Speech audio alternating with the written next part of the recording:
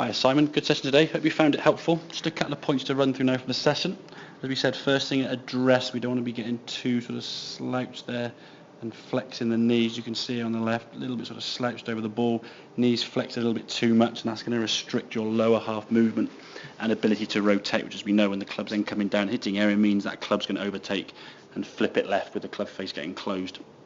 So we can get a little bit taller in terms of the spine angle, a bit more tilt over the ball and a little bit less knee flex. It can help your body rotate a lot more effectively. But the thing to focus on now is keeping that club on the outside of your hands as the club goes back. It's going to help you hinge the wrist up, and we can see getting the club face now, keeping that left wrist slightly cupped just to compensate for that slightly strong grip as we said, but keeping the club now, as we see, in a much better position. You compare that to where you were before, that club going back way on the inside initially.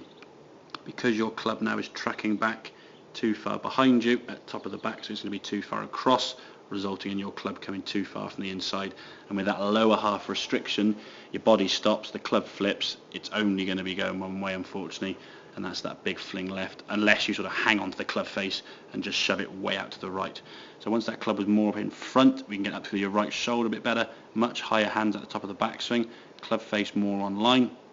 So then from now we just react with the body, releasing the body and the club through to impact. So the club coming down nicely in front of your chest, much more control. And we see a nice strike, ball now starting off towards target and sailing off down the range as you can release your body and not have that fear of releasing the golf club, of fear of it going left. So slightly taller in the knees, a bit more tilt in the spine, and get that sort of Ricky Fowler sensation. The taker, as we said, sort of Ricky Fowler of old, keeping that club exaggerated on the outside going back, keeping the club outside the hands as the hands work in. That's going to get the club face much more in line, much more square throughout the swing, and avoid that flip left you were having. So hope that all makes sense. Any questions, obviously give me a shout and I'll catch up with you soon.